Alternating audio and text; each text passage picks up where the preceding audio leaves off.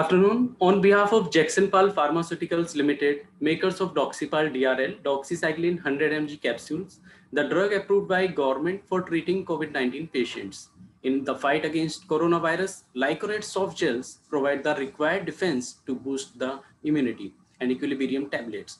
I am Dr. Vipin Tyagi, along with my teammates, Dr. Deepika Chabra and Mr. Amit Saxena, welcoming all to the webinar on COVID and stress, organized by Indian Academy of Cosmetic Dermatology and Gynecology. We welcome moderators for today's webinar. Dr. Jyoti Malik is the Secretary Harobgyn and also Secretary IMA Bahadurgarh, where she is Medical Superintendent of JJ Institute of Medical Sciences and Director Roots IVF and Fertility Institute at JJ IMS. She has held various office positions of various associations and has been recipient of many awards. And Dr. Chandan Kachru, Obs and Gynae Adolescent Health Specialist, W. Pratiksha Hospital, Gurugram, Chairperson, Udan Project, Harobgyn. Today we have two speakers to enlighten us on this topic. First, Dr. Ragini Agarwal and second, Dr. Prama Bhattacharya.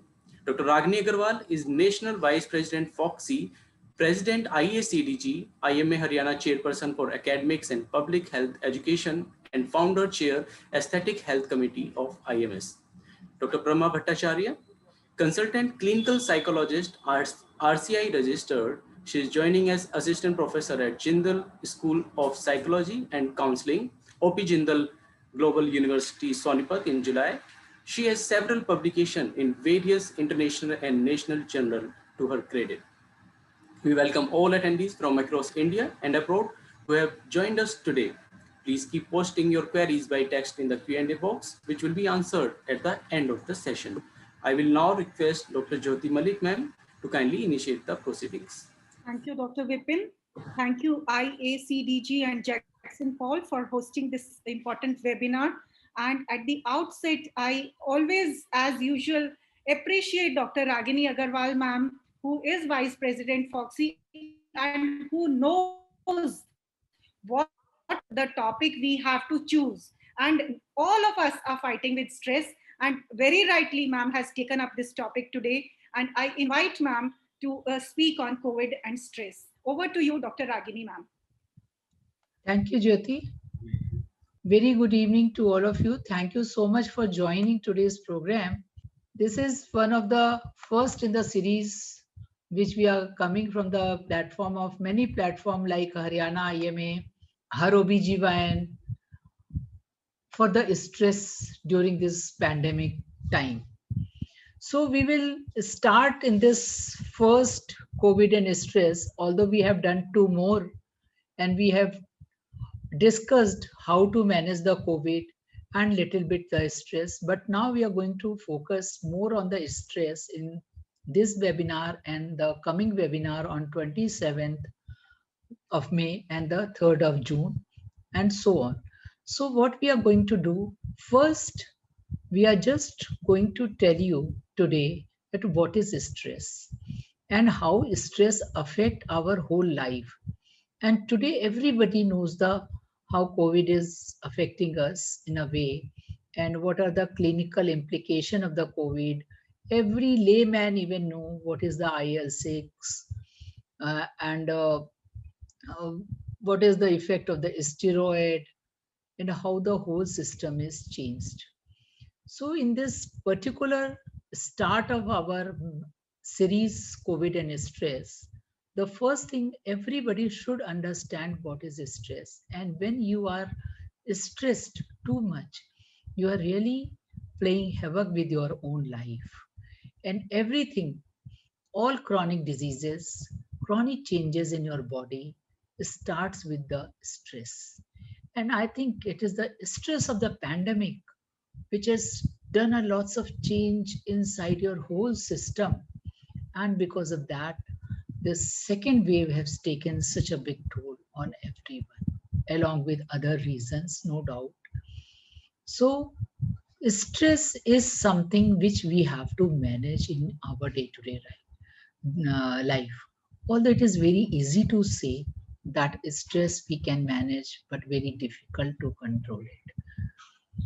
But the first thing is what I want to say that if you understand what is stress and how it is affecting your whole system, maybe you will become alert and you will think that, yes, I have to take care of this thing.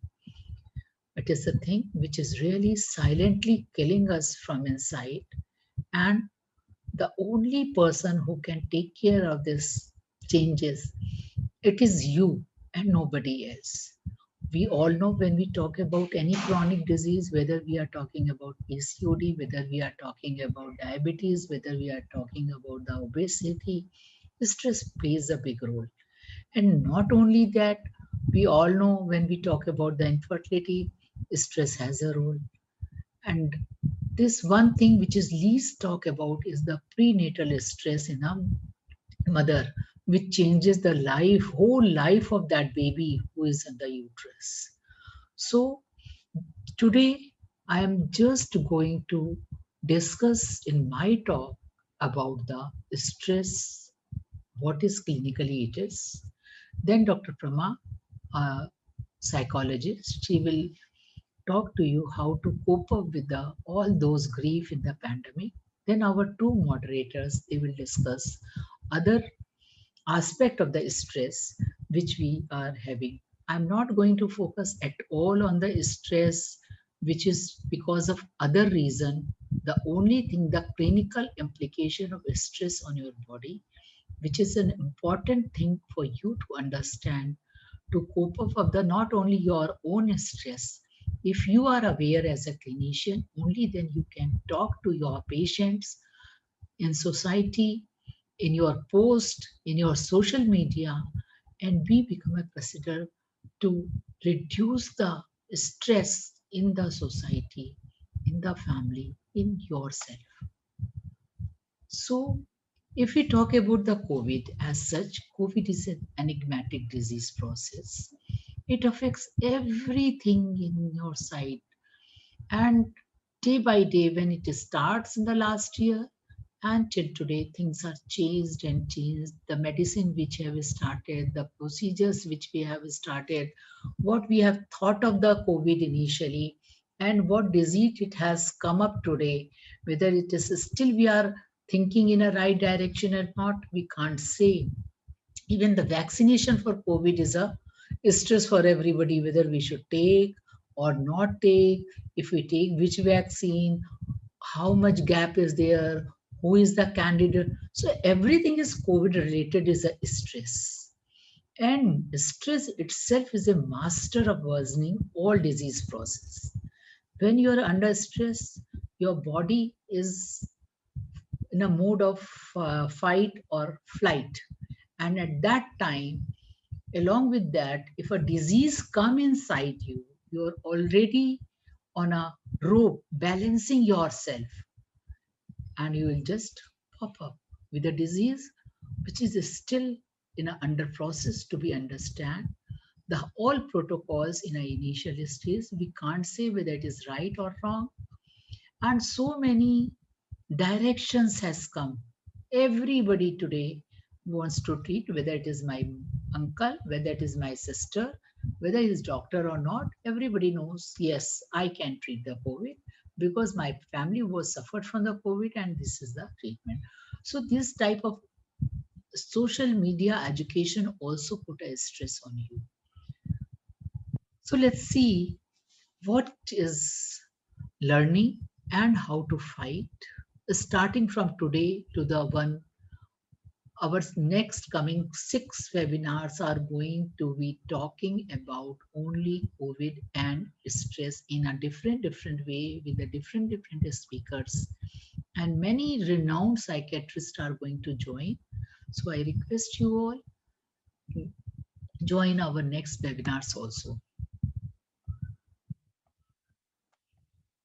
So what is stress? If I define stress, how I'm going to define the stress is, so the truth is that stress does not come from your boss, your kids, your spouse, traffic jams, health challenges, or other circumstances. It comes from your thoughts about your circumstances. That is the most important thing, that you yourself can control your stress or not. Until unless your mind is ready to control that stress, you cannot do it. Just to define, any intrinsic or extrinsic stimuli that evokes a biological response is known as stress. Stress is not something is in the vague. Stress is doing a chemical changes in your body. The compensatory response to these stresses are known as stress response. Based on the type, timing, and severity of the applied stimulus, stress can exert various actions on the body, ranging from alteration in the homeostasis to the life-threatening effects and death. So if you see this slide, it may be a physical stimuli, mental stimuli, or a behavioral stimuli. These are called stressor or stimulus. And this causes a stress and a perception, put a response via your brain, where all three super systems like immune system, endocrine system, and nervous system. And the moment these three systems ignites, this stress leads to a changes in your body. So stress, how stress affects your brain functions, complications. It has many effects on the human nervous system. What the literature and so many years research, almost more than 50 years, says that it can cause structural changes in the different parts of the brain. These structural changes bring about differences in the response to stress, cognition, and memory. The amount and the intensity of the changes are different according to the stress level and the duration of the stress. Chronic stress can lead to atrophy of the brain mass and decrease its weight. It can cause structural change in the brain with the long-term effects on the nervous system. So recently it has come up with the 1-year data of the COVID that there's a long-term sequelae of the COVID in a patient who has undergone with the hypoxic changes and a long ICU. When they are long time in the ICU, we all know that ICU step itself, isolation itself poses a great stress on your body. And what are the long-term sequelae which we are facing in the COVID patients? They are memory loss, there's a cognitive behavior changes, there's a neuro behavior changes. So if you see this slide, what it says that memory, what part of our body, brain covers it is a hippocampus, which has a lots of glucocorticoid receptors. What is glucocorticoid? We all know that it's a steroid produced by the adrenal. There's a mineralocorticoid, there's a glucocorticoid, and another part which is a amygdala in the brain, which is responsive to the noradrenaline. So there's atrophy and the neurogenesis disorder, decreasing dendritic branches, decreasing the number of the neurons, decreasing the neurogenesis, and reduction in the hippocampus volume. Even the plasticity of the hippocampus also decreased. So there's a declarative memory disorders, reduction in the spatial memory, weakening verbal memory, and disturbances in the hippocampus dependent loading data. So hippocampus is the computer of your brain. You become distressed when you all time be stressed from the small thing. And in today's COVID world, we are stressed by so many things. Government is not doing anything. Our job has gone. We are, I don't have a maid. Children are stressed. We are not able to go to the schools. Think of the small children who are developing under this stress, how their brain is going to cope up. And when we talk about the cognition and the learning, again the same thing, hippocampus, amygdala, and the temporal lobe is the area where there's a reducing of the cognition and making the behavioral cognitive mood disorders, and the reaction time is there. So what are the destructive effects? in toto, what we see is an inverse relationship between the level of the cortisol and the memory. Increasing level of the plasma cortisol following prolonged stress lead to a reduction in the memory, and which improves when the level of the plasma cortisol decreases. Then coming to the cognition, what do you mean by the cognition? This is the most important thing. It is a reception and perception of the perceived stimuli and its interpretation, which includes learning, decision making, attention, and judgment. Means everything what you think of your whole day working is for cognition. So it affects cognition, depends on intensity, duration, origin, and the magnitude. So COVID, no doubt, for a year we are suffering under this stress, and this intensity is beyond any limit because death is there. Your own near dear are going, so it will going to put an stress on you. But how you have to cope with it? You have to cope with it because you have to decrease your day-to-day stress level if you want to have a normal life.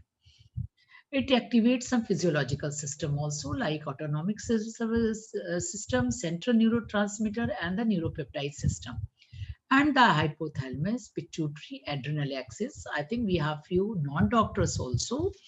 So, basically HPA axis, that is hypothalamus, adrenal is a gland, here kidney, and pituitary is again in a brain, in the brain, which is our master gland of the body. The whole body is covered, really catered by this HPA axis. It has direct effect on the neural circuits or the brain involved with the data processing. We all know that the data processing is the main word today in this world. So activation of the stress results in the production and release of the glucocorticoids. Because of this lipophilic properties, lipomane, fat of the glucocorticoid, they can diffuse through the blood-brain barrier and exert long-term effects on the processing and the cognition. Studies have also shown that the chronic stress can cause complications such as the increase in IL-6. Everybody knows today IL-6 is increased. Cytokinin storm is there, then it's very difficult to control in the morbidity of the COVID patient, and plasma cortisol. But decreased amount of the CMP responsive element binding protein. These are the proteins which are mediators and brain-derived neurotrophic factor, which is very similar to what is observed in the people with depression and the mood disorders that exhibit a wide range of the cognitive problem. So a normal person, if he is continuously in a stress, can behave like a person who is suffering from a psychiatric disorder. It can affect the function of the immune system also by modulating processes in the CNS and the neuroendocrine system, and following stress, some neuroendocrine and neural response result in the release of the corticotropin releasing hormone, adrenocortico hormone, and other stress mediator. This stress modifies the secretion of the hormone that play a critical role in the function of the immune system. Because again in the COVID, what we are talking about the immune system. Our immunity become low and our immunity become challenged. Even and in the end, it is a hyperimmunity which causes the worsening of the COVID towards the mortality. So stress can decrease the activity of the cytotoxic T lymphocytes and the natural killer cells and lead to the growth of the malignant cells, genetic instability, and the tumor expansion also. So stress is something which can create any problem. Even it was found that a chronic stress can lead to a development of the malignancy also. Stress causes, when we coming to the cardiovascular system, it causes autonomic nervous system activation and directly affects the function of the cardiovascular system. When there's a sympathetic nervous system activation, we all know there's an increase in the heart rate, strength of the contraction, vasodilation in the arteries, because it is a very common thing. Whenever we talk about the stress, we talk about the flight and fright, we talk about the हमारे दिल की धड़कन बढ़ गई, मुझे घबराहट सी हो गई, फेस फ्लश अप हो गया.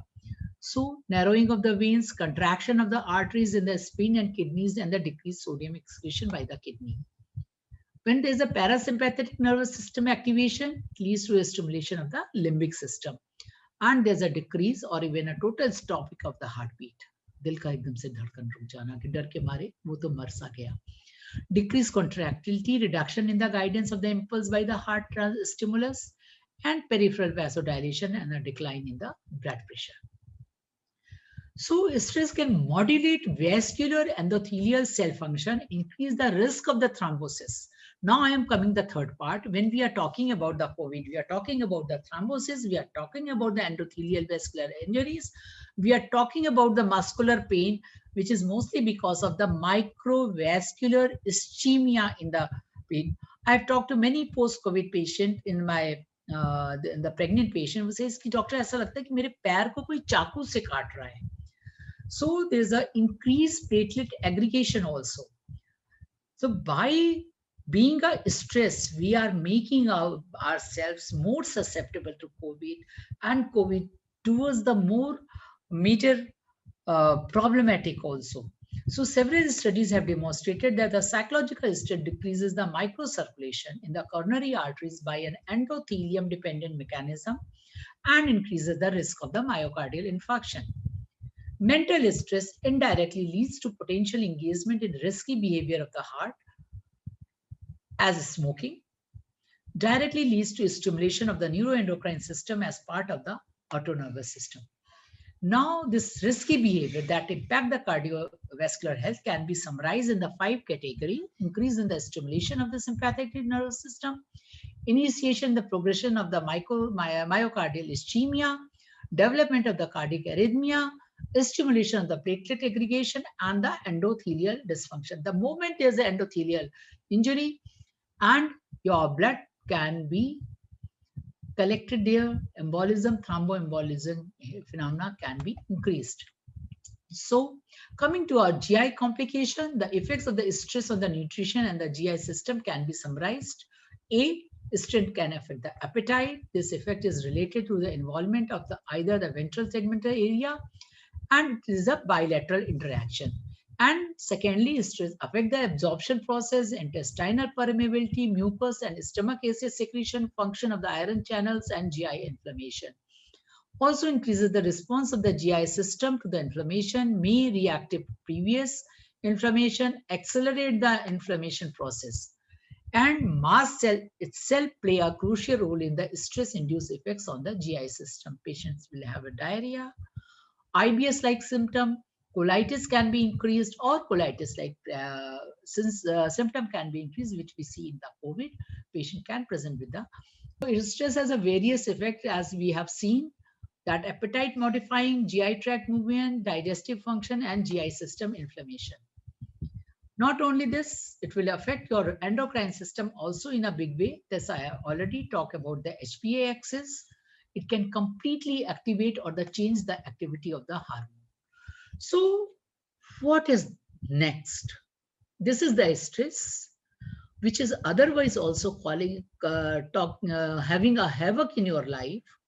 And today with the pandemic, jobs are gone, you are isolated, so much stress on you.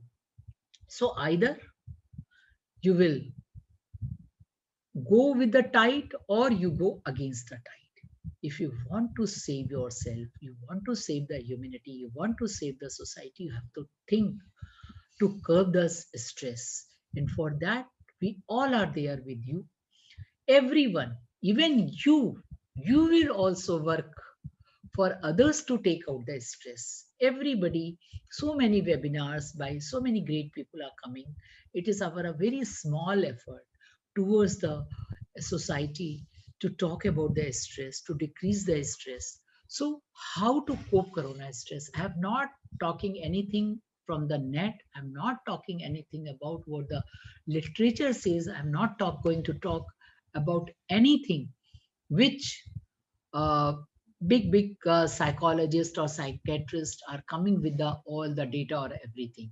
Because stress should be a powerful driving force, not an obstacle to go forward. You should not go to the stress and go backward. Only with the Darwin theory, we all know who will survive, the fittest. And so many time, stress and the pandemic and everything has come for the society, and we have won it and we will won it. So the my take for it, be positive. What is positive? All the time, if you think, यार मैं तो बस कुछ किसी काम का रह ही नहीं गया, सोचते सोचते सोचते you will be the same person what you want to be. So be positive. Think of the positive. Even in all the adversity, you have to think positive. Maybe today you are -6. Next day, with this thinking, you can be -4. And believe me, friends, each and every guru, if you see, everybody will talk only for the positivity. So it is nothing which is something great. It is the way of life. You have to be positive. You have to find out the positivity in each and everything. Continue working. Don't stop. I have read a story long back कि एक बार बहुत बड़ा famine पड़ा. There was no water. Even Kisan was really plowing his field. So the God was going with God Shiva is going with a wife Parvati, and says, "Pani to baras nahi raha, even he's plowing his field. Why?" So they went there as a normal human being and asked, "Why you are doing?" कहता है भगवान अपना काम भूल गया तो भूल गया, हम तो नहीं भूलेंगे ना, हमें तो अपना काम करना है. So this is the positivity, and you have to continue work. And भगवान ने उसके बाद पानी बरसाया. I don't know whether this story is a mythology, whether it is true or not. But the fact is that if you continue work, you will really come out winner. And small happiness Q. What is the small happiness Q? It is my own word. Q is your quotient. So happiness is not a big thing. You bring your happiness with a small thing. You are having a time with your family, which is never there. When you have all have sat down and talked or play or have done anything, then the thing is try to economize, not the money. Try to economize your way of thinking, your things, day-to-day life. Find out economy in everything. And of course, spend drifting, Jyoti, wo khatam hogi. For what you are earning so much of the money. So you have to think of the economy is a way of life. Economy is not something that only related with the money. And change your attitude toward life. Until unless you change your attitude toward life, you are not going to be stress-free. And last thing is spiritualism. Spiritualism is not the religion. It is nothing to do with the Hinduism. It is nothing to do with the Jainism. It is nothing to do with the Christianity. Spiritualism is me and the supreme power. And it is a connection which you can change by yourself only. So what Corona taught us? Corona has really taught us all these things. There's a tonic strength in the hour of sorrow and affliction, and speaking from the word and the society and getting back to the simple duties and interests we have slighted and forgotten. Our bird grows smaller, but it grows dearer and the greater. Simple things have a new charm for us, and we suddenly realize that we have been renouncing all that is the greatest and the best in our pursuit of some fandom. Isn't it true? It is absolutely true what we are doing.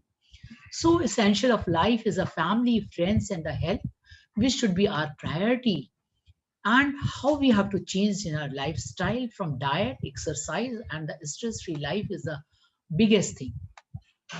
So we have to be, today we are here sitting healthy and hearty.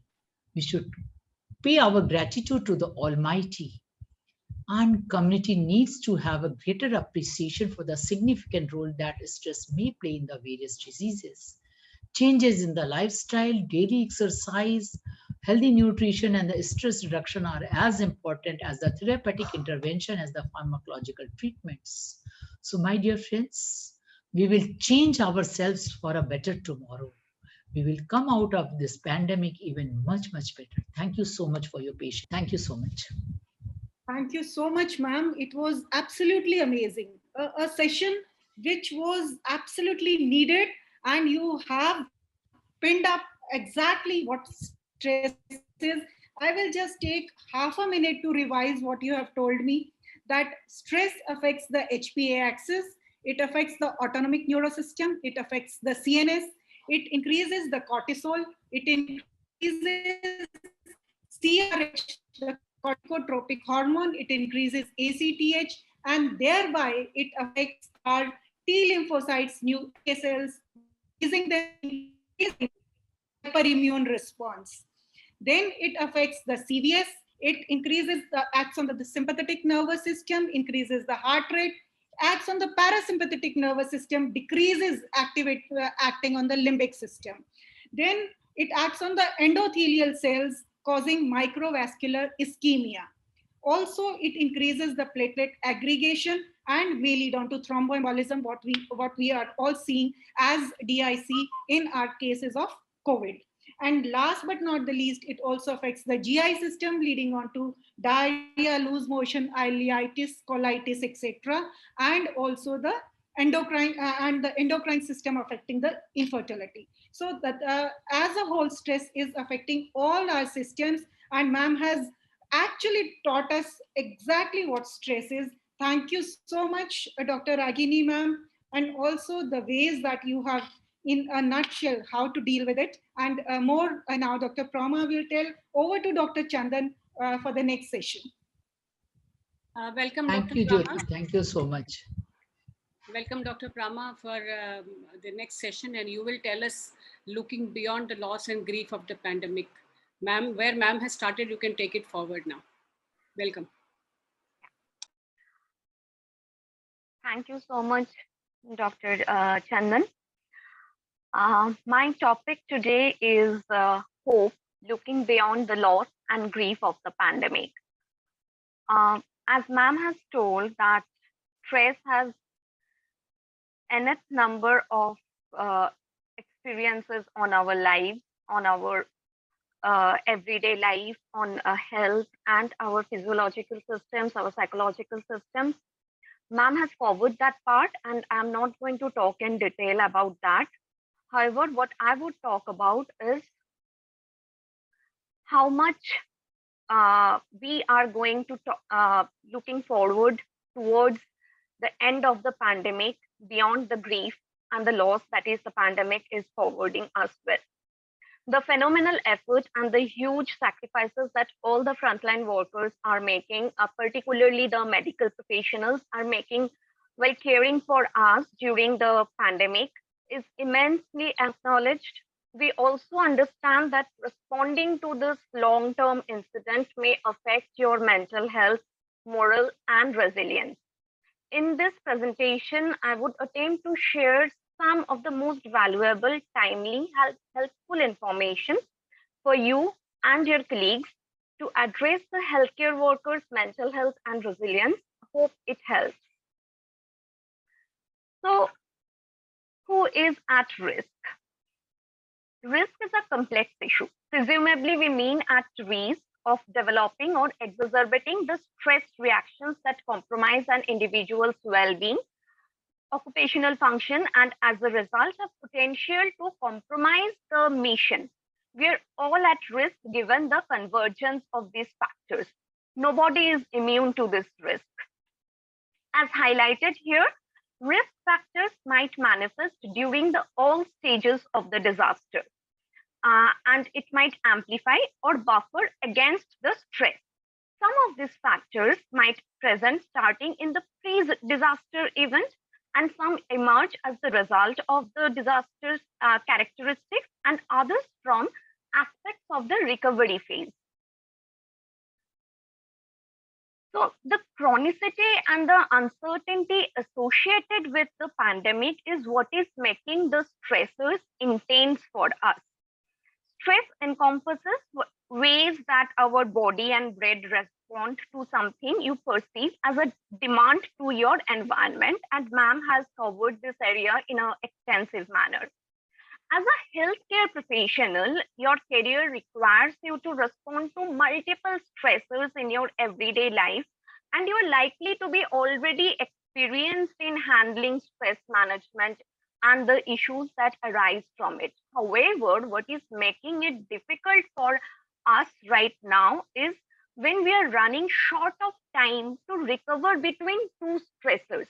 So there is a cumulative effect to the stressful events that is happening right now in our life. And that is when we are feeling that we cannot respond effectively to the many demands that the environment is putting on us, particularly when we are dealing with a disaster affected community. And we are also having the reactions to that experience.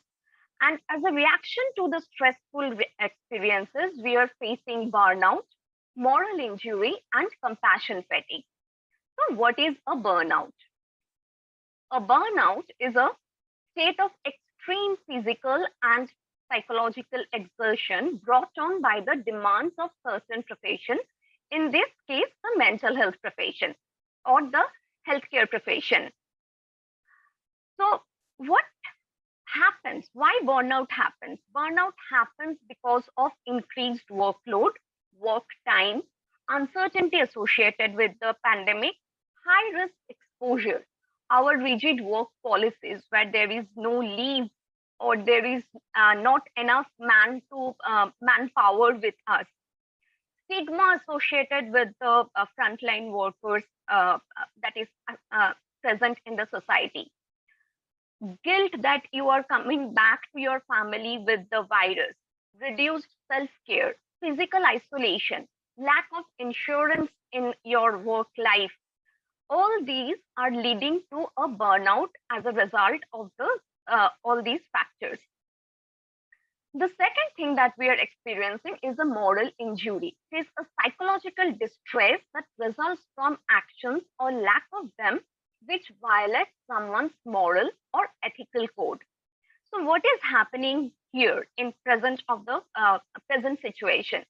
So in our everyday decision making, the healthcare workers are experiencing dilemma in their decision making process in result to allocation of resources, that is, which patient to deal with first, whom to provide the ventilation, whom to provide the oxygen. There's a shortage of medicine, whom to provide the medicines first. So there is a constant moral injury that is happening when you are having such dilemma. We are also having dilemma about making decisions about caring for the severely unwell patient, the decision to put when to put a patient into a ventilation, when to remove the ventilation, how to report it to the family members, how to process those information into our own life, aligning patient's need with family needs. We are hearing in length that how medical professionals, because of their everyday life situation right now, are living on almost 24 hours in hospitals, having double shift duties, and are unable to come back home and stay with their families in the fear that they might affect the family with the virus. So there is they're providing more time to their workspace than they can provide with the family with, and this is creating again some dilemma. Also balancing physical and mental health needs along with the work. Medical professionals ignoring their self-care, ignoring sleep, physical health, mental health are also creating dilemma in them that whether I should sleep or I should go to work.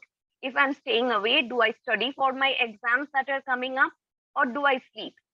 All these dilemma are constantly creating a moral injury in the individual. The last thing that we are experiencing and is creating a havoc is a compassion fatigue. So what is a compassion fatigue? A compassion fatigue is the feeling of fatigue that comes from experiencing trauma. Healthcare workers who are regularly experiencing exposed to trauma through their day-to-day work, treating others, can overload their ability to cope and experience compassion fatigue.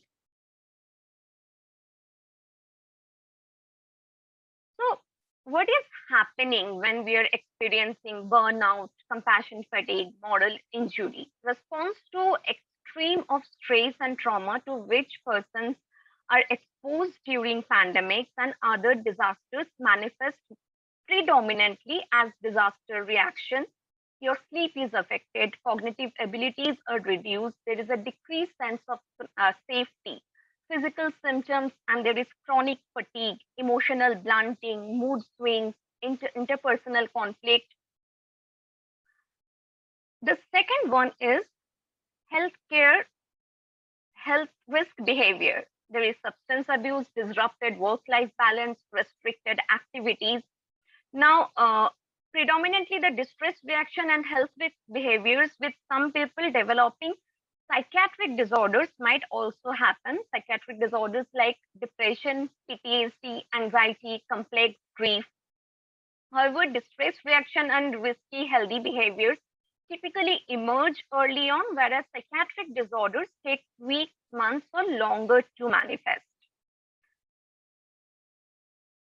So, what do we do?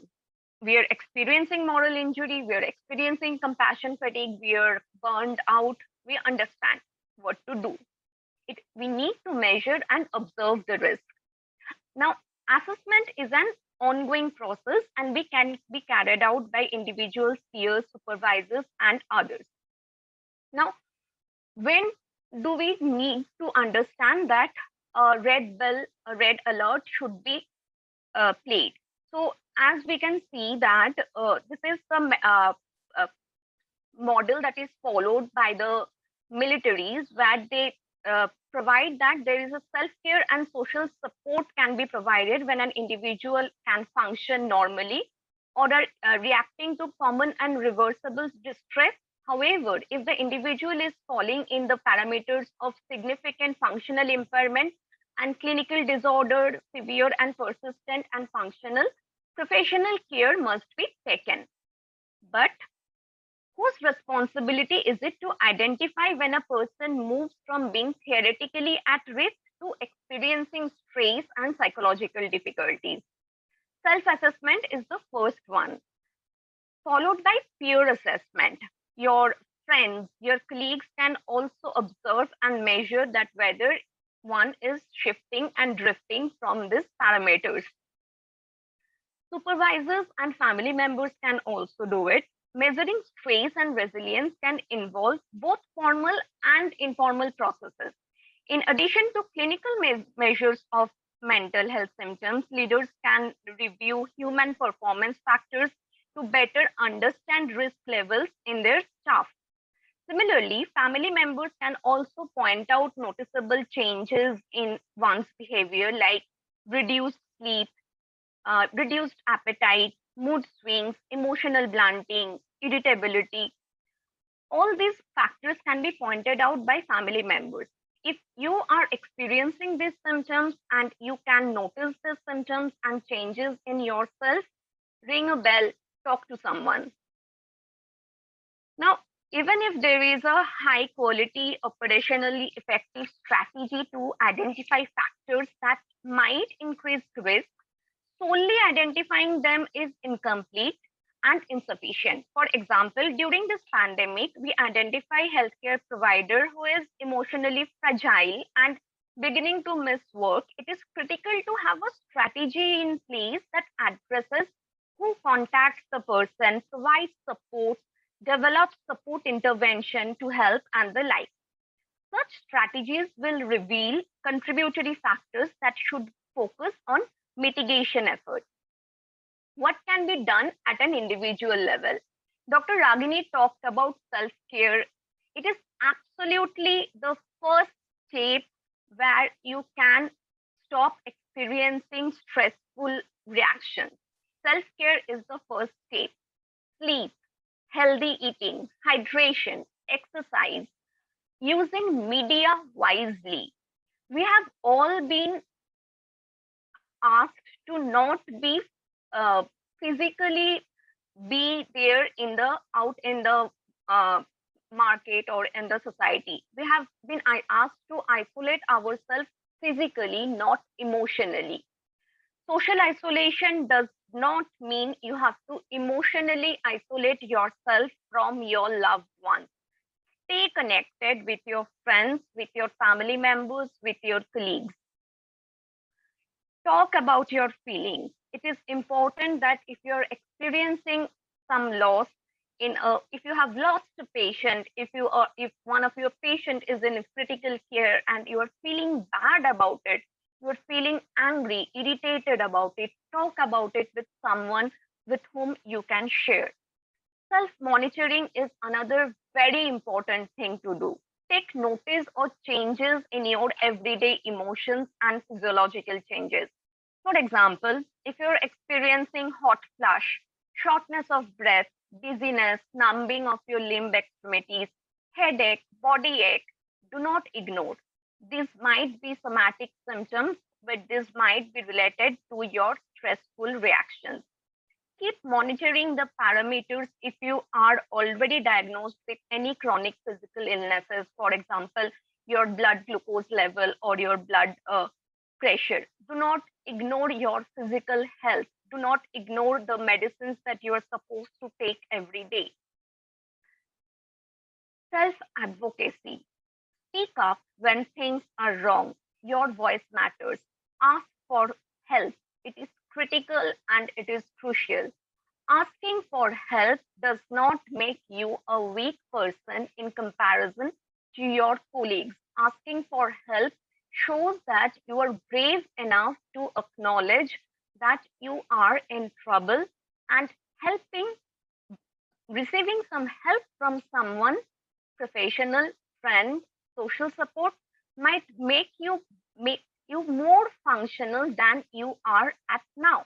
The whole purpose for frontline workers is to function at their best of the abilities. If receiving some help might help you function better than what you are doing right now, it is a sign of bravery to acknowledge. At an organizational level, many of the hospitals in which you are working, if you are the head of an organization, if there are doctors who are working at under you, who you are monitoring, what can you do? Provide instrumental support, that is providing them support for food, lodging, child care, family safety, to reduce this infection risk and the scaredness that the doctors are feeling in their everyday life. Timely and thorough training. COVID situation is something the individuals who are medical professionals have never experienced. Final year medical trainings are being provided with COVID duties. 1 month back, they were reading from their textbooks, preparing for exams, and now they are being provided to OPD duties, handling COVID patients. They need thorough training before they know how to handle the associated stress and the patient management. Providing with effective and adequate equipment, PPE, face mask, face shield. This reduces the stress in the individual of getting affected with the virus. Camaraderie between colleagues, your friends, with each other, with your mentor, it is important. Communication, talk with each other. Preparation about the range of exposure that the individuals are supposed to experience. Education specific to stress reactions and emotional isolation is must before they are given COVID duty. Promoting growth mindset, support now as an organization, look to the future of your doctors. Resetting, this is very critical in the absence of clear recovery from the stressors. Get what you need to keep going, even if you cannot fully return your doctor to the baseline. help them with the things that they are asking for, if that is within your level to provide. Helping them reintegrate. Challenges returning to routine work and family after COVID duties can be more stressful than the duty itself. Anticipate this challenge and educate the junior doctors before they are being provided responsibilities to deal with COVID patients. What can be done at a leadership level? Modeling self-care stress management. If you are in responsibility for junior doctors, model the self-care that I talked earlier, model the stress management techniques yourself and be a model to themselves. Talk to them. Ask them how they're doing. It is very important and effective. Grief leadership is something that has been talked about in length now in relation to the disaster. Knowing how to provide support to an individual during and following loss. If your junior doctor has lost a patient, talk to him or her about the loss. Involve anticipation and acknowledging losses, honoring losses, and then help them look hopefully to the future. Support at-risk employees. If you are observing changes in your employee, support them. Support overstretched clinicians, double duties, multiple duties, double shift works for junior doctors, often exacerbating stressful reactions. We need to work on that. Stockdale paradox is something interesting. This notion comes from former POW Admiral James Stockdale, who advocates the notion that no matter how bleak the situation is, one must confront those facts with faith in prevailing in the end. And this absolutely resonates with what Ragini ma'am talked earlier.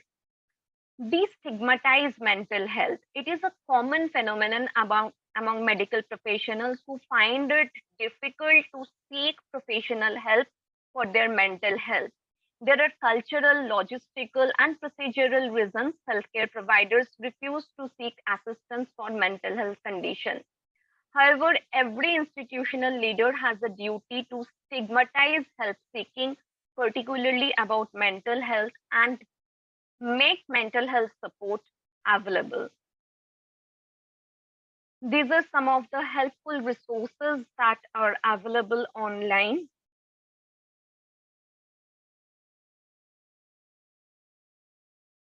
Thank you. Any questions?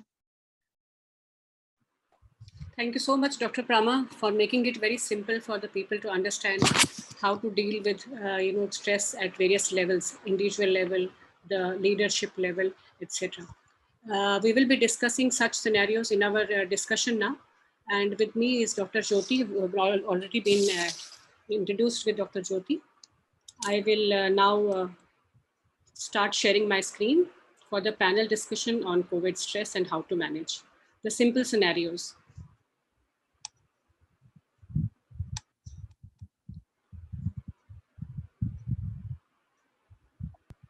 So, I noticed a very nice thing today because we have not talked with each other, but Dr. Ragini's presentation, Dr. Prama's presentation, and my these slides are all green. So green, is a very indicative of a very peaceful color. So let's discuss the stress and its management. So is Dr. Jyoti so much of stress, and are you stressed? First, let me ask you. Actually, Dr. Chandan, thank you so much for asking this, because I think it is a state of mind. Stress is a state of mind. Yeah. And we have to feel, it is just, if we inside we feel that we have to fight it out, we will not feel stressed. So that is my way of learning it and my way of doing, because in COVID, right from March 20, I have not taken even a day off. I am even working on Sundays, and I don't feel stressed. So that is it. Wonderful. So it has to be your own personal this thing, whether you yourself want to walk down yourself. It is a war that you have to. And basically जैसे ma'am ने समझाया, cortisol और steroid और ये हमारा मन का दिमाग का लोचा जो है, अगर हम उसको sort out कर लेंगे तो stress अपने आप खत्म हो जाएगा. Let me be very clear about this. This is a wonderful approach you had, but personalities differ. Apna approach to different hota hai. So each and every person is different. And is the coronavirus pandemic affecting our mental health? Definitely, as the coronavirus pandemic rapidly sweeps across the world, it is inducing considerable degree of fear, worry, and concerns in the population at large, and among certain groups in particular, such as older adults, care providers, and people with underlying health conditions. So like Dr. Agni said that, you see, this is how it has affected the mental health. There are so many problems associated, the lack of infectious disease knowledge, lack of health behavior. We've never seen any, since century, we have never faced such a situation before. It's a challenge for the people, for the governments, for everybody. So lack of mental health assessment, self-judgment methods, we're not much knowing about this. We have economic problems. We have seen over the year what has happened in different scenarios, and change in the sleep patterns or nutrition, difficult to concentrate, lack of physical and mental health, coping methods. Suppose you want to go for an exercise, you can't go out. You want to have the food you want, you can't do that. The impact of social media, and impacts of quarantine itself. Being isolated before the pandemic, we used to go out, and however we have to adjust with the new situation. So Dr. Jyoti, what do you think? What are the high risk groups which are under the sweep of this COVID stress? This COVID, this whole century, we have never ever experienced such a thing. So we all are new to it. And that is why all the more everybody, in fact, previously we were thinking that only the older age group or the people with comorbidities, they were at high risk. But gradually now we are feeling even the younger group is also coming Yes. into high risk. Even the Yes. children, even the adolescents, Yes. even the housewives.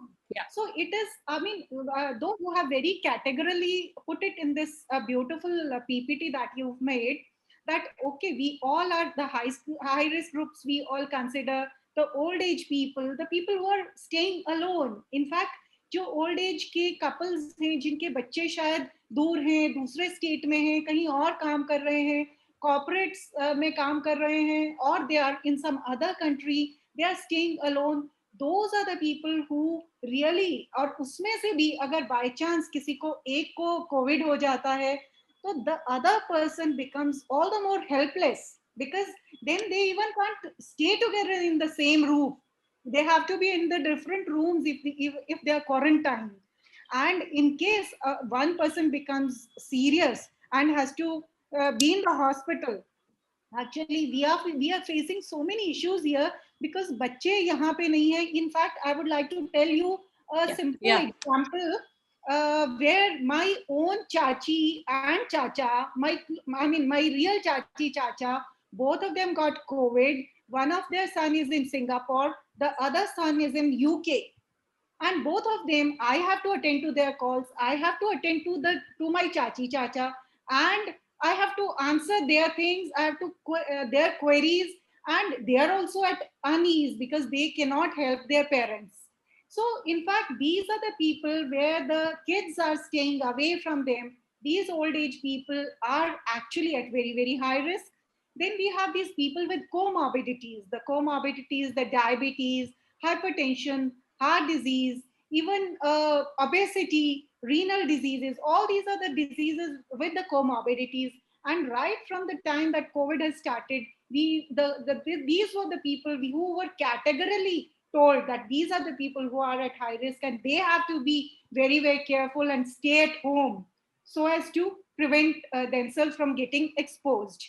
Yeah. Then obviously the people with mental disorders, actually, though I don't know, but yes, mental disorder, we have actually really one girl with Down syndrome who is on a ventilator just now. So these are the people who are at high risk for this COVID. And but otherwise, I think everybody now is becoming a high risk.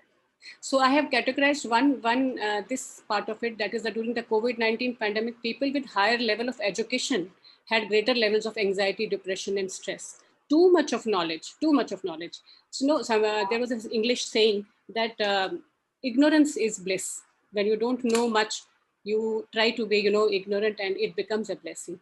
I would like to invite Dr. Ragini here. Ma'am, what do you say about that? About Dr. Ragini, ma'am, is there? About knowledge, ma'am. This higher levels of education and greater levels of anxiety, depression, and stress. Actually, इसका ये answer सोच रही हूँ कि इस idiot syndrome के बारे में क्या बोलूँ. हाँ जी. Now the word has come up for them. Idiots. It is a idiot syndrome. People don't understand कि by only reading on the Google, nobody can become anything. अगर वही होना होता तो एजुकेशन ही खत्म कर देनी चाहिए थी. Why we are getting education, why we are going to universities, why we are getting reading.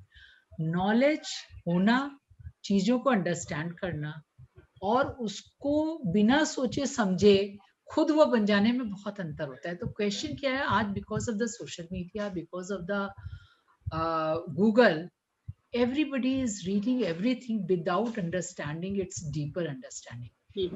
What the Prema has told everyone, if I have started speaking it by reading on the Google, I was not able to do the justice how the Prema has done the justice. So our very educated people, they think they have become everything after reading, and especially the doctor. It is very easy to become doctor. They understand now what is I would like to invite Dr. Prama here and tell us what is that thin line, between how to, what knowledge should be given to a particular individual so that he doesn't get over knowledge and, land up in anxiety disorder. Right. Dr. Prama? Yeah. So this is a question I'm experiencing every day. I have rather stopped my parents from watching the news. I'm asking all my friends that stop seeking information about how many people are affected, what is the statistics, what is the data. The moment black fungus came to news, everybody started reading in detail about what is causing black fungus, and everybody is panicking like anything. Stop, guys. You are not the medical professionals. Yes. The medical professionals. This is the message should begin. Yeah. Are being given years of training to treat you. When you are in your workplace, nobody tells you what to do, how to do it. Similarly, you have to rely on the experts to provide you with the treatment. Google is never going to be your doctor. People are stalking on steroids. People are taking treatments on their own just as prophylactic. This is not how any illness, let alone COVID, can be dealt with. Social media can be used wisely. As I said, you need not be emotionally isolated from your social support group. Use social media for that. Use social media to get connected with friends. Use Zoom or Google Meet to talk with your friends, your family members who are staying abroad, who are freaking out because of the situation in the country. But stop being your own doctor. Yes, this is the problem which has Yeah, because actually, the more the knowledge they start getting, they start implying that knowledge on self. Yeah. So Dr. Jyoti, since morning I have got 10 calls regarding this new drug which has come in the market. Now, before we read about it, the people have started already reading about it. And now they will come with, self-medications, and they should know that this drug is for moderate to severe patients, not for, anybody else. But still, they will call me and say, "Madam, नया medicine आ गया, अब इससे क्या हो जाएगा?" अरे भाई, मुझे भी नहीं पता है, मेरे को पहले पढ़ने दीजिए, फिर मैं आपको बताऊँ. But people are over enthusiastic, too much of knowledge. These days, suppose we were into vaccinations. We used to give vaccinations since ages. We have been given. Has anybody asked us which vaccine to take? What is the mechanism of action? When do we take it? Whenever we used to give it in the prescription, they used to take it. But this pandemic has made everybody vaccine conscious. They want to know what is the salt, how does it act, what is mRNA, what is DNA, what are the... So too much knowledge is dangerous, for people who are not the right expert, they don't have the right expertise. They should have trust in their doctors, and then don't give too much of stress to us also. So that is the message about it. What Dr. Chandan, I feel is all the social media, the amount of information that is being fed on the social media is also creating havoc and creating stress, because now everybody can know everything, and they feel that now since they have the knowledge, they should ask the doctor, and they try to maybe sort of imply it on themselves. So that one should limit their knowledge. There should be some that is what, as Dr. Prema was telling, that we should be knowing it, but we should not be becoming doctor by knowing that. Yes. Yeah.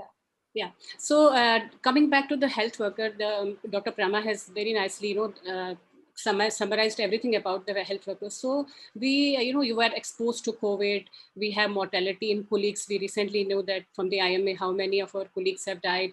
Our patients are dying. We are away from the family. We are, the fear of carrying home the infection, deaths in the family and friends. In fact, Dr. Chandan, here I would like to ask you, since you also have been going through a lot of trauma, emotional trauma, because there were many people you had to take care of.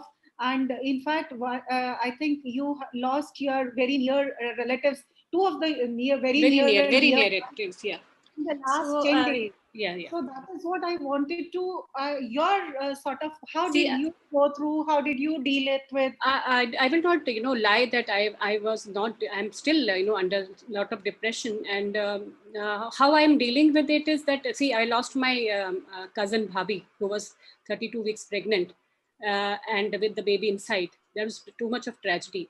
And recently we lost our aunt also, whose children are not here. We are doing the last rites of hers. So my family is under last rites this time. So, so much of trauma suddenly, and taking everybody's negativity, where the whole family is, I am sure all of us, all doctors must be having all relatives now COVID positive. Lots of phone calls, iska kya kare, uska kya kare, though they are under treatment of certain doctors, but second opinion they will always have from you. So taking so many queries and so many problems, I would like to ask my speakers, Dr. Ragini and Dr. Prama, how are they dealing with their, these phone calls and so much of negativity around? Then I will tell you what I'm doing. First of all, what I'm doing is going with these webinars, studying. This is a distraction from whatever is happening with me. Studying for the new things. I learned so many over a period of 1.5 years now. I was telling Dr. Ragini, MD ho gayi. So this is one way of getting distracted. Second thing is pursuing our hobbies. Going for some cooking or some you have time nowadays, because usual surgeries are not there. Only the emergency surgeries are there. So you can do some paintings, whatever, gardening, or so, whoever has some. And then find, like Madam said, small happinesses. छोटी जो खुशी होती है, वो ही सबसे ज्यादा मुझे लगता है उसी में देखनी है. वो कहीं खुशी मिलेगी नहीं, इन्हीं छोटी खुशियों में से खुशी ढूंढनी. This is my take over it. I'm trying to cope with this and talking to my friends and to my family members. That's how I'm dealing with it. Dr. Ragini, I would like to ask you about that. But how I see this whole corona pandemic, yes, losses are there, grief are there. There's so many things which are not good for anyone. But as I told in my talk, be positive and find out something which is good out of it. I think there are certain things which we all have to learn from the corona. That is what is important in our life, and how we are taking toll on us, on family, on the society and everything. जब first time corona हुआ था, तो suddenly first time what we have seen, चिड़िया की चहचहाहट, हरे भरे पेड़. We have forgot those things. कि ये क्या होता है. तो कहीं ना कहीं we are also responsible for everything. So my take, I have learned something from Corona, and the main thing which I have learned is be positive and spirituality. And it has made me, I'm trying to be a better person, what I was. And I think this thing all the time, improving yourself, working and thinking positivity, make you tide over the Corona in a better way. And maybe when we come out of the pandemic, we will do something good for us, good for society, and for everyone. Thank you, ma'am. Thank you so much. And Dr. Jyoti, how do we deal with the COVID patients, everyday changing protocols, uncertainty of test reports? Many of the healthcare workers are, scared of the test reports that अभी तक report नहीं आया, अभी इस इंसान के साथ कैसा किया जाए? Yeah, actually, it is a big stress on the health workers actually who are dealing with such sort of uncertainties. Like the patient has to be told, the patient has to be taken care of, the family members need to be counseled, they need to be told about the situation. Sometimes a new drug comes and we are not able to get it. Then the patient pressurizes us कि ये जो remdesivir लगना था ये मिल नहीं रहा है, ये कहाँ से लाएं? They are running around looking out for new injections, getting them in the black market for maybe 5 times the cost. So everybody is like running in different directions and they don't know where that race is going to end. Everybody is, I think it is just all the havoc that has been created is more of because we are not able to give proper, we are not able to understand the disease properly, and we are not able to actually save mortality. The second wave is much Lethal. Yeah. Because it is affecting the younger age group. So a person जो आपकी family earning member है वो जा रहा है, और आजकल कोई भी ऐसा घर नहीं है जिसमें कोविड नहीं है. Any person you can talk to has a COVID, या तो हुआ था या है, या कोई उसका relative admitted है, या उसके घर में कोई death हुई है. There is not a single person who is not being touched by the COVID tragedy. So it is something which is hit us globally. It is not only a sort of state or a country. It has global. And moreover, it is the second wave is much more lethal because एक तो incubation period कम हो गया और mortality ज़्यादा हो गई, ज़्यादा younger age को affect कर रहा है. And the third wave they are saying because of the adolescent and the younger group less than 18 group जो immunized नहीं है, those are going to be affected by the third wave. So again now as health workers we have to again start gearing up कि अब जो third wave आएगी जिसमें कि adolescent और बच्चों को हो सकता है ज्यादा इन्फेक्शन के चांसेस हों. So we have to keep on thinking about how to prepare ourselves for the third wave. So that is something very everywhere because we have to deal with the patient, we have to treat with them, we have to even treat the relatives, and we have to arrange and the staff, as I'm running this organization, I have to even tackle my staff. How उनकी family affect हो रही है, उनका treatment कैसे होगा? People are losing jobs, people are not earning. Those हमारी maids जो घर में आ रही हैं, हम उनको कैसे केटर कर, उनका घर कैसे चले? So every family is worried about how to overcome this particular era. So this is something as a patient, I know as a doctor we have to take care of our own family, our own self, our patient, their families, and the society as a whole. So we have a big responsibility on our shoulders here. Yeah, and definitely for the patient also, we always understand about the patient. They are not able to arrange beds. They are not able to arrange. See, this has happened not only in India. We heard such stories when it happened in the US, with such a beautiful, healthcare system. We cannot even compare our healthcare system to them. Even they had a collapse. Even a place like Italy had a collapse. then ours is a very huge country, and there is so much of burden on us. And we can understand about the patient. He also is, uncertain about the disease, the complications, and too much of knowledge, and worries about his family. And we have to be empathetic. And here, I think the life skills play a very, very good role. The life skills, life skill of empathy. I don't want to say sympathy, but empathy with the patients, with their relatives, a little bit of, counseling and communication skills, interpersonal relation. अगर थोड़ी सी अच्छी बात की जाए patient के साथ, तो आपका आधा worry over हो जाता है. We should understand them also, their psyche also, and make it, easier for us also and easier for them also to understand the disease. Then next is, the clinical picture. Evidence suggests that individuals may experience symptoms of psychosis, anxiety, trauma, suicidal thoughts, and panic attacks. There is an increased incidence of post-traumatic stress symptoms, and anxiety when above normal weakens body's immune system and consequently increases the risk of contracting the virus.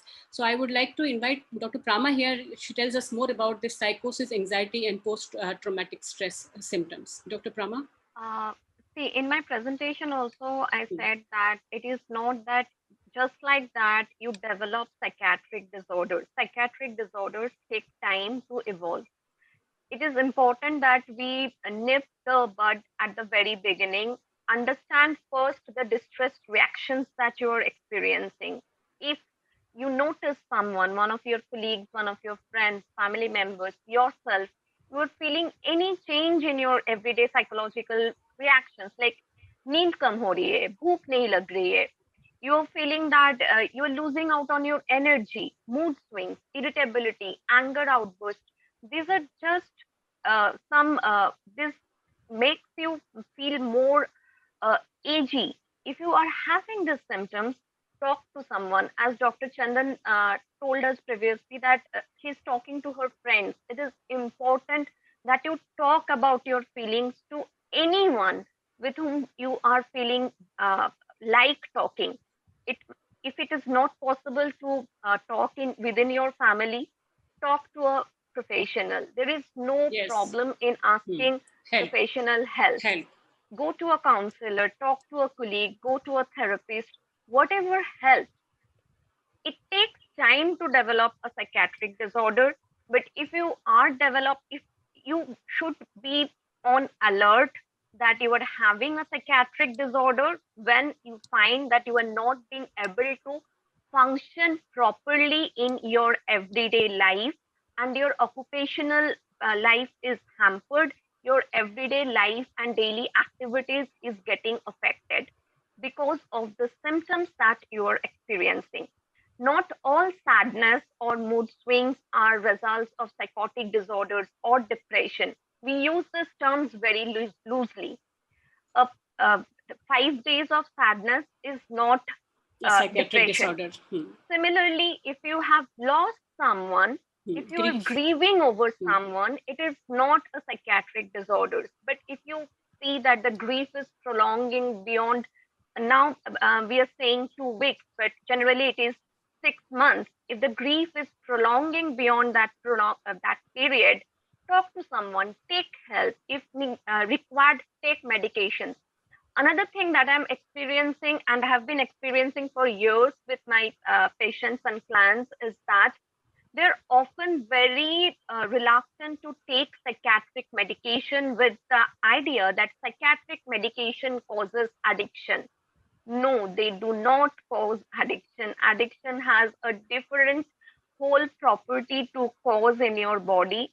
Psychiatric drugs, if prescribed, they are prescribed to you by a psychiatrist, and they do not have addictive properties if they are followed in a guidelined manner.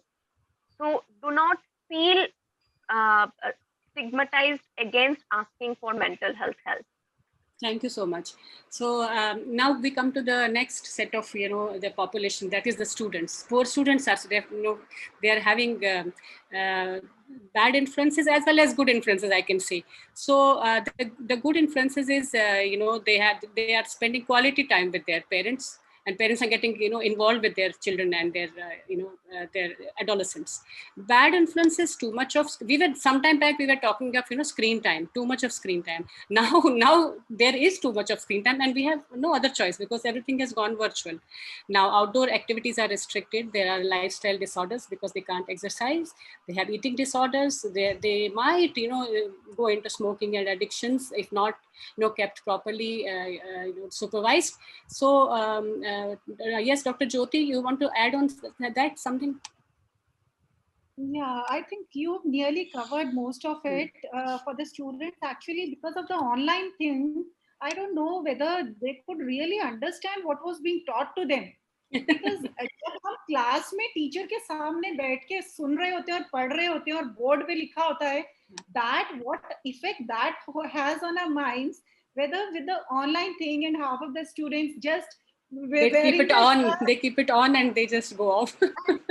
on and just put off their audio yes. Video of it.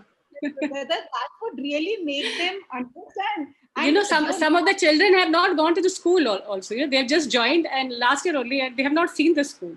The toddlers, small toddlers. Yeah. So it is very, very difficult. For the parents as well. Students, how really, whether they enjoyed this online thing. Yeah. Because some of them would have really enjoyed it. Not going to school, not getting up early. Yes. Yes, Dr. Ragini, ma'am, you want to add something? Yeah, somebody has put a very nice thing in the chat box. Yeah. कुछ नहीं समझ में आता है, सब सोते हैं. हाँ.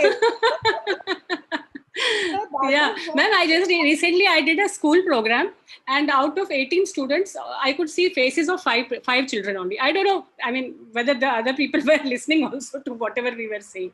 That is what the teacher also told me, that हम तो बस ये सोचते हैं कि सब आ गए, हमें नहीं पता वो आ भी गए हैं कि नहीं आ गए. Sometimes they say that the net is not working or something like that. No, बहाने तो हो ही सकते हैं. So there is one good thing which has happened, that is resilience. The resilience.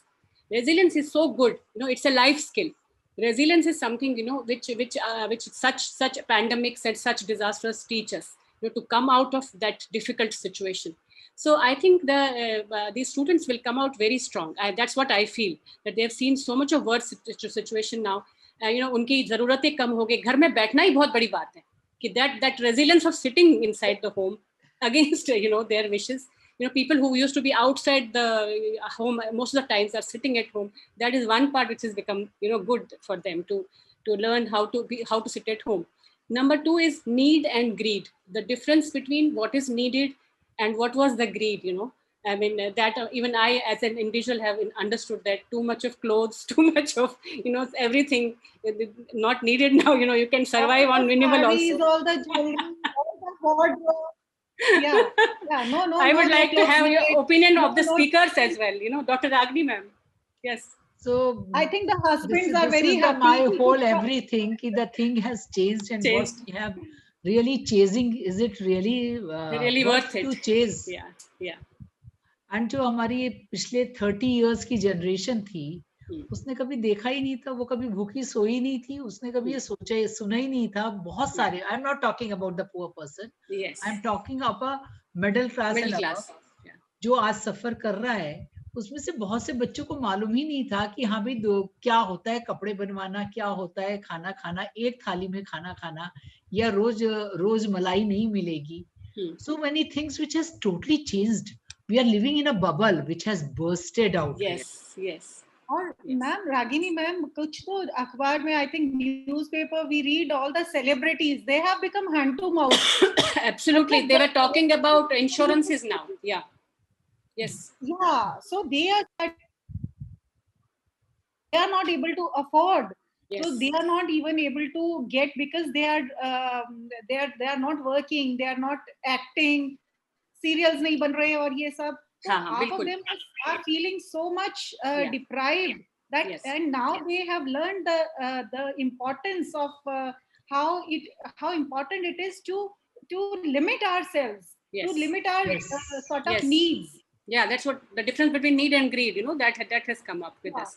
And now I'm talking about the parents, and most of us are also parents, and at different stages of life, managing the toddlers, managing the teenagers, managing their own work-life balance, and lifestyle management. Dr. Jyoti, what do you say? Yeah, so managing the toddlers actually is a very difficult task to keep them indoors. And it has to be very, very, I mean, it is actually a hard task for the parents, not Stressful, very, as very the stressful. toddler. Very stressful Very how to stressful. keep them in How to those keep four them, yeah. walls and how to not take them to the park. उनको जो bike चलाना है, park में जाना, शाम को झूले झूलने, they cannot do anything. उनके So फ्रेंड्स नहीं है, बच्चों के फ्रेंड्स ही नहीं है कहीं पर, किसके साथ खेले वो? what the parents can do is they can connect to those their friends online by the video calls, and they can talk to these to their friends. They can say hi to their friends, to their nana nani. They can they can have family time as well. You know, a small portion of the day they can have a Zoom call or sometimes a WhatsApp call with the family members, so that they do recognize the family members maybe after a year or so. Otherwise, they'll forget who's our family member. So that's the connection with the family is also very important. And managing the teenagers, definitely, this is the time when teenagers don't like their parents, too much of their parents at that time, because it's very difficult for the teenagers to stay home. Teenager parenting is very, very difficult. So you have to be very friendly with them, and at the same time, you have to be a parent also. Too much of you can give unconditional support and unconditional love to them, but you have to take care of the teenager's virtual platform. You have to see what he's doing on the social media. So because so many people are engaging them to various bad these sites which can take them to high risk behavior. So that you have to parents have to be told about that. Then work life balance. Yes, anybody wants to add on that amongst the speakers? Dr. Prama? Ma'am, there is now 2 minutes left. Yeah, this is the last slide. Okay. Yeah. Work-life balance is something important. Actually, that we all. Yeah, ma'am, go on. Work-life balance is something one needs to maintain at home also. If you are supposed to work from home, also maintain a routine. It cannot be possible that you are staying at home and you are sitting in front of the laptop throughout the day without paying any attention to your family members. So if you are supposed to stay at office for 8 hours, for example, make it in shifts. If you are given a amount of work that you needed to be completed in one day, make it in shifts. Work for 2 hours in the morning, take a break, do your household chores, spend time with your kids, again work for 2 hours. And this is also going to provide a schedule and routine to your other family members, including your children, who will also adhere to that routine. That if you are working, they are also supposed to study for that period. So if that is something you can create at home, it is extremely important to have that, especially when we are all working from home. Yeah, yes. One more thing, doing the yoga and doing some physical exercise should be done, because along with this, the more we keep on seeing the laptops and the screens and our cervical and the spine all the time is a stress. So we have to take care of our posture and have to have a particular good desk where we can have the webinars or our work from home part. That should be, and it should not be in a general room. I mean, as such, the office, it should be like an office atmosphere where, as Dr. Prema says, you work for 2 hours, take some rest in between, again you divide your time. So in between you have to also focus all the more on your physical activities as such, doing some bit of yoga or some dance, Zumba, whatever you can do, put on music, all of you start dancing, the whole family. And maybe some holistic approach, like Dr. Ragini ma'am said, we have to find time what suits us best. Maybe we can start practicing a bit of meditation, listening to some spiritual talks, listening to some serene music. Anything. It can be anything. So we have there is something called as mindfulness, and it's just that you are mindful of whatever is happening around you. You should be mindful. Then it is very easy form of yoga or this meditation. In simple meditation, you have to just close your mind. That is not possible. हम लोगों से हो नहीं पाएगा वो. But mindfulness में क्या करते हैं कि we are aware of our surrounding. Then you just take out all the negativity beyond you and just we will be having peaceful. we will be having a talk on mindfulness. Mindfulness, it's very good.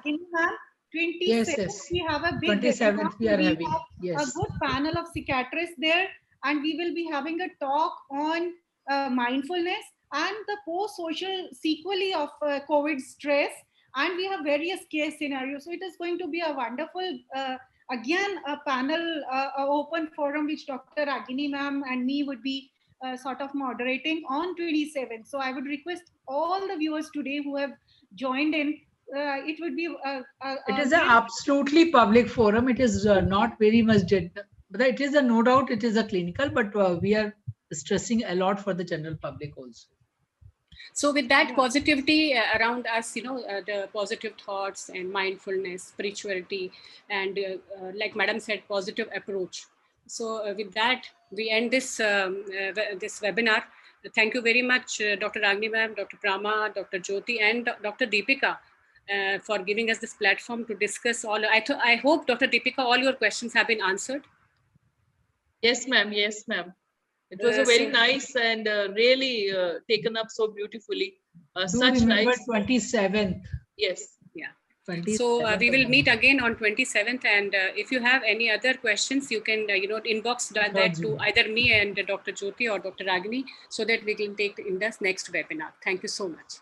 Thanks. Thank so you. Jackson Bye-bye. Pal also would like to thank everybody. Jackson Pal brings to you Doxipal DRL doxycycline 100 mg capsules, the drug which is approved for treating COVID patients.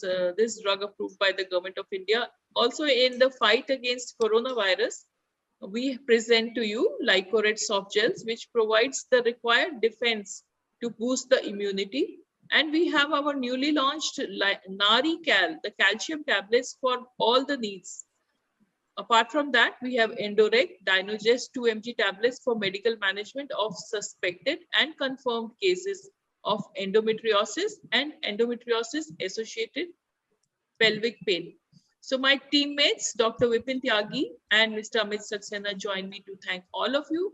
Another webinar which is coming up tomorrow will again be addressing a similar issue, which is the mental and social well-being of healthcare workers in this COVID era.